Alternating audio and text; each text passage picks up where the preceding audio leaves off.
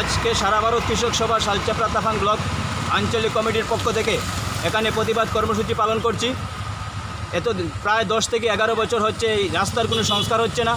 আমরা যেটা লক্ষ্য করছি, এখানকার এলাকা থেকে প্রতিনিয়ত প্রতিনিধি নির্বাচিত হয়ে যাচ্ছে এবং নির্বাচনের সময় যে প্রতিশ্রুতি দিয়েছিল সেই প্রতিশ্রুতি আজ মিথ্যা প্রমাণিত হয়েছে।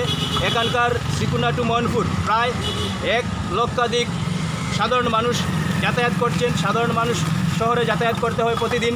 এখানে যে আমরা যেখানে দাঁড়িয়ে আছি সেখানে আঁটু জল, মেইন রোডের মধ্যে আঁটু জল এবং প্রায় এখানে দুর্ঘটনা ঘটে থাকে। এবং শ্রীকুনা টু মোহনপুরের যে সড়কের যে কালপাট, প্রায় 15 থেকে 16টি কালপাট, প্রতিটি কালপাট ওকেজো। সেই কালপাট সংস্কারের নামে কর্তৃপক্ষের কোনো মাথা ব্যথা নেই এবং বারবার আমরা দাবি করা সত্ত্বেও এখানকার এই রাস্তার কোনো সংস্কার হচ্ছে না। আমরা ধিক্কার জানাই এখানকার এমএলএ, এখানকার বিধায়ক, যে তারা এখানে কুম্ভকর্ণের মতো ঘুমিয়ে রয়েছেন। এখানে সাধারণ মানুষ দিনের পর দিন কষ্ট করছেন। এই যেগুলো আমরা সারা ভারত কৃষক সভা আজকে এখানে প্রতিবাদ কর্মসূচি পালন করছি।